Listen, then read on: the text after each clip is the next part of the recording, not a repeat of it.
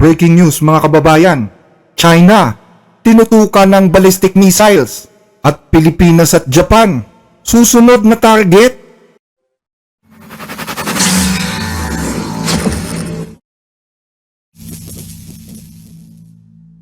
Isang matinding banta ang binitiwan ng China matapos kumalat ang mga bali-balita na aarmasan daw ng US ang Taiwan ng mga long-range ballistic missiles. Ayon sa Military Watch magazine, nagbabala ang spokesperson ng People's Republic of China na si Jian Bin na magkakaroon umano ng total annihilation o pagkawasak sa oras na gamitin ng Taiwan ang mga US-made ATACMS ballistic missile system para atakihin ang China. Kumalat kasi ang mga balita na ide-deploy ng Taiwan ang American missiles na ito sa mga isla ng Penghu at Dongyin, mga islang nasa pinakahilagang bahagi ng Taiwan at wala pang 10 kilometro ang layo mula sa mainland China. Para sa Beijing, isang maliwanag na banta sa kanilang seguridad ang ganitong hakbang na pinaplano ng Taiwan. Ang pinakamabuting paghahanda ay siguraduhin na sa bawat sandali ay mayroon tayong sapat na kakayahan para epektibong pigilan ang anumang posibleng agresyon ng China. Ang layunin ay maabot ang isang sitwasyon kung saan para sa China walang magiging tama o mabuting pagkakataon para lumusob sila sa Taiwan. Sa ganitong paraan lamang natin masisiguro ang pangmatagalang kaligtasan ng Taiwan at mapapanatili ang kapayapaan at katatagan sa buong Indo-Pacific region. Ayon kay PLA spokesperson Jiang Bin, pinapalala daw ng mga separatistang grupo ang sitwasyon at sila ang nagpapakalat ng mga balitang posibleng gamitin ang mga missiles laban sa China, kaya daw ito inilagay sa mga nasabing isla. Mga balitang lalong nagpapatindi ng tensyon sa rehiyon. Pero babala ng nasabing spokesperson, kung sakali daw na mangyari yon, siguradong ito ang pagsisimula ng gera na hahantong sa isang tiyak na pagkalipol. Mula sa pamimilit nila noon na mag-deploy ng mga armas hanggang sa pagsasagawa ng mga preemptive strikes, mas lalong nagiging mapangahas ang mga separatistang naghahangad na mahiwalay ang Taiwan at naglalabas pa ng mga ideyang baluktot. Pero sa harap ng napakalakas na puwersa ng PLA, kahit sinong puwersang separatista sa Taiwan na mangangahas manulsol ng gulo o ng digmaan, siguradong haharap sila sa isang mapaminsalang trahedya. Nag-ugat ang lahat sa ulat ng media sa Taiwan na umorder daw ang Ministry of National Defense ng Taiwan ng mga HIMARS system sa US, mga makinaryang pandigma na gumagamit ng ATACMS missiles.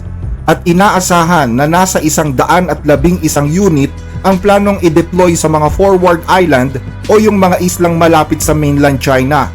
Batay kasi sa bagong batas kaugnay ng relasyon ng Taiwan at US, pinapayagan na ang US at ang Taiwan na magkaroon ng mas malalim na military coordination kung saan binibigyan ng pahintulot ang US sa pre-positioning ng mga armas at logistic cooperation. Itinatag din ng Ministry of National Defense ng Taiwan ang isang Joint Firepower Coordination Center kung saan pinapayagan na magkaroon ng permanenteng istasyon ang US Army sa mga pasilidad sa Taipei para pangunahan ang pagpaplano at paggamit ng mga local missiles. Bukod dito, makakatanggap na rin ang Taiwan ng mga intel galing sa Amerika. Binibigyan din ng karapatan ang US na pumili ng mga target at ipatupad ang mga plano ng pag-atake sa tulong ng mga lokal na puwersa sa Taiwan. Ayon sa China, yan naman daw talaga ang gustong mangyari ng Amerika, ang gumawa ng mas malaking hadlang para pahinain ang kapangyarihan ng China sa region. Ang bawat ATACMS missile ay may kakayahang umabot ng hanggang 300 kilometro at sumunod sa ballistic trajectory na mas mabilis pa sa supersonic speed, dahilan upang tamaan ang target sa loob lamang ng ilang minuto. May dala itong warhead na tumitimbang ng humigit kumulang 230 kilo, magaan kung tutuusin para sa isang tactical ballistic missile, pero kayang-kayang sumira ng matitibay na target at posible ding magdulot ng mas malawak na pinsala kung gagamitan pa ng mga cluster warheads.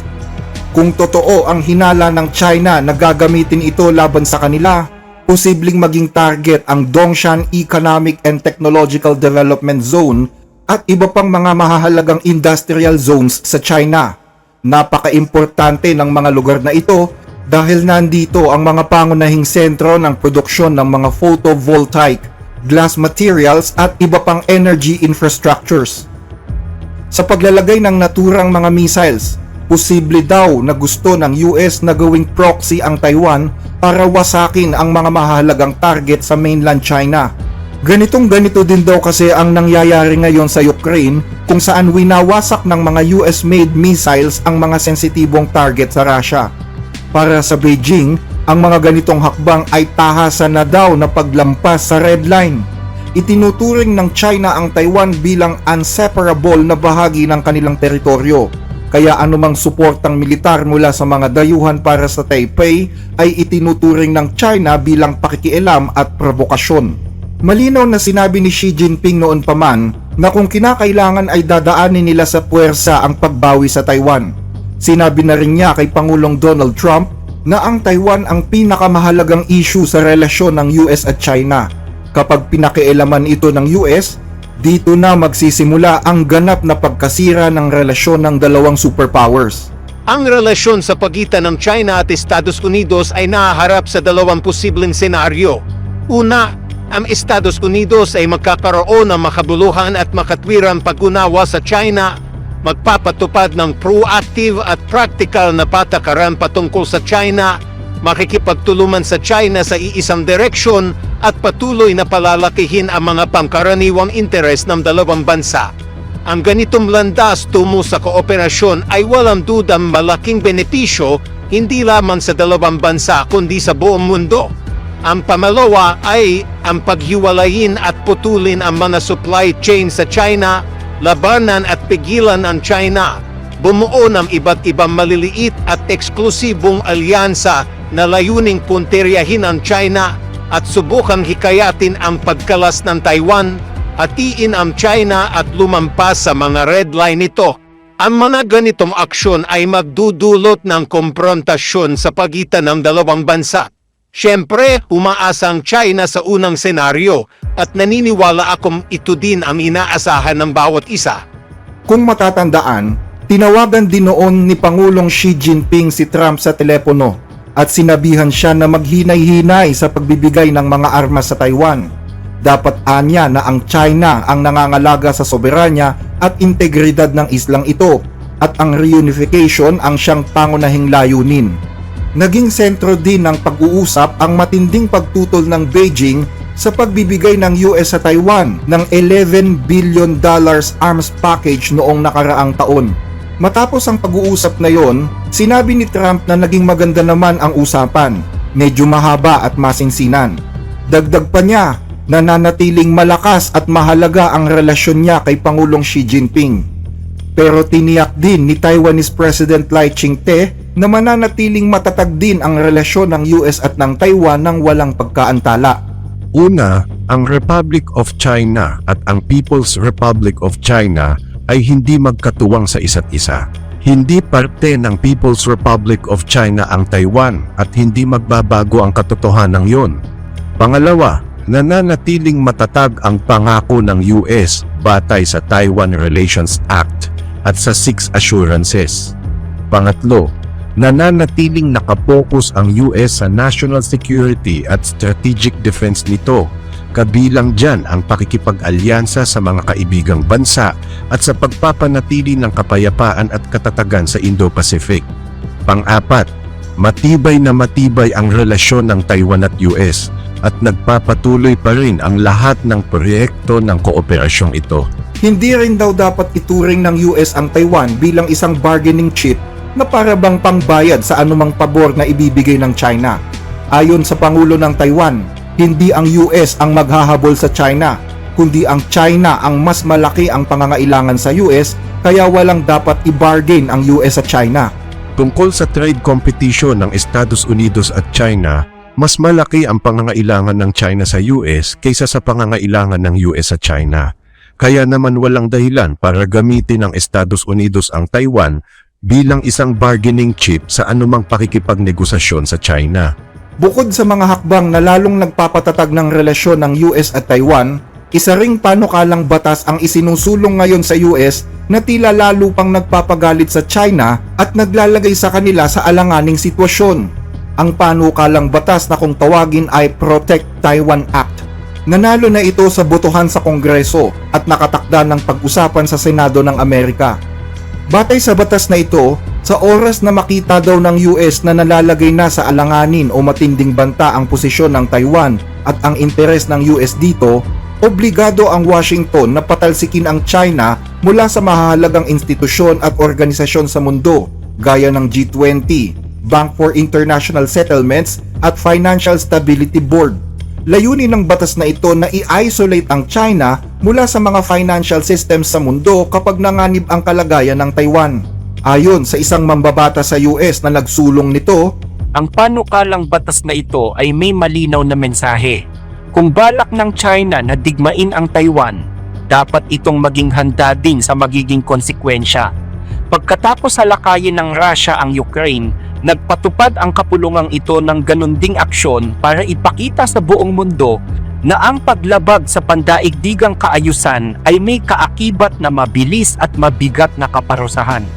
Dapat tayong magkaroon ng maagap na polisiya laban sa Beijing ngayon. Habang patuloy na nagpapakita ng agresyon ang China sa South China Sea, dapat ipakita ng Estados Unidos ang malinaw na paninindigan na hindi natin kinukonsinti ang anumang agresyon. Ang tugon ng Estados Unidos sa isang posibleng pananakop sa Taiwan ay dapat maging matatag at may kasamang maraming sanctions at kaparusahang pang-ekonomiya. Dapat isama dito ang pagpapalaya sa China mula sa mga international organization. Kung gusto ng China na guluhin ang pandaigdigang kaayusan, hindi ito pwedeng manatiling kasapi ng mga international organization na nagsusulong sa pagpapanatili ng kaayusan. Malalagay sa panganib ang posisyon ng China sa mga multilateral na institusyong pang-ekonomiya kapag inatake nila ang Taiwan. samantala, nagbigay naman ng babala ang Pangulo ng Taiwan na kapag naging matagumpay daw ang pananakop ng China sa Taiwan, hindi pa dito titigil ang ambisyon ng Beijing. Ayon sa isang research paper na ginawa noong 2021 at hinighlight ni Pangulong Lai Ching-te, mayroon daw listahan ng mga teritoryo na balak bawiin ng China para makumpleto ang kanilang expansionist agenda na matagal nang pinaplano ni Pangulong Xi Jinping. At kabilang sa listahan ng mga teritoryong balak bawiin ng China ay ang Taiwan, ang South China Sea region o mas kilala bilang West Philippine Sea, ang Arunachal Pradesh na nasa eastern boundary ng India, ang Senkaku at Ryukyu Islands na kiniklaim ng Japan, ang Outer Mongolia at ang ilang mga parte ng Russia sa Outer Manchuria. Dahil dito, ayon kay Pangulong Lai Ching-te, posibleng apektado ng 6 na digmaang ito ang Pilipinas, Japan at ilang mga bansa sa rehiyon na may claim din sa mga inaangkin ng China. Kapag sinakop ng China ang Taiwan, ang susunod na malalagay sa panganib ay ang Japan, ang Pilipinas at iba pang bansa sa Indo-Pacific at pwedeng umabot ang epekto nito hanggang sa Amerika at Europa. Pero sinagot ito ng China at tinawag ang Taiwan na isang war instigator o sulsol. Ang mga sinabi ni Lai Ching-te ay muling naglalantad ng kanyang kakulitan na lumaya ang Taiwan, na nagpapatunay na siya ay maninira ng kapayapaan, tagalikha ng krisis at sulsul sa digmaan. Ipinapakita lang nito na ang ugat ng lahat ng kawalang katatagan at kaguluhan sa Taiwan Strait ay ang paghahangad na maging malaya ang Taiwan. Ayon sa mga eksperto, totoo naman ang sinasabi ni Lai at hindi lang ito basta panunulsol. Kung matatandaan, sinabi noon ni Japanese Prime Minister Takaichi na posibleng manghimasok ang Japan kapag inatake ng China ang Taiwan. At sinabi din ni Pangulong Marcos na posibleng masangkot ang Pilipinas lalo't may access ang US sa mga base militar sa bansa. Kaugnay nito, isang bangkang pangisda naman ng China ang hinuli ng Japan Fisheries Agency dahil sa iligal na pangingisda sa loob mismo ng Japan Exclusive Economic Zone. Malapit yan sa Yasushima noong Huwebes, February 12. Ayon sa report, niradyuhan na daw ng mga otoridad sa Japan ang nasabing Chinese vessel pero hindi ito huminto para sa isang onboard inspection. 11 Chinese crew kasama na ang kapitan ang sabay-sabay na inaresto ng mga Hapon dahil dito. Ito ang kauna-unahang beses mula noong 2022 na may isang dayuhang inaresto ang otoridad sa Japan kaugnay ng iligal na pagpasok sa kanilang teritoryo. Nanawagan naman ang China sa Japan na igalang ang karapatan at kaligtasan ng mga mangingisdang Tsino. Palaging hinihikayat ng pamahalaan ng China ang aming mga mangingisda na sumunod sa batas at sa mga regulasyon. Sa kabilang banda, pinangangalagaan din ng China ang mga batas sa kanilang mga karapatan at interes. Umaasa ang China na susunod ang Japan sa kung ano ang nasa Bilateral Fisheries Agreement para maipatupad ang mga batas ng patas at mapangalagaan ang mga legal ng karapatan at interes ng mga taong sangkot dito. Baka pwedeng humiling sa inyo ng like sa ating mga video, lalo na po kung nagugustuhan ninyo ang ating mga talakayan. Malaking tulong po ito hindi lang sa ating channel kundi maging sa mga kababayan nating sinusuportahan nito. Maraming salamat po mga ka-blessed.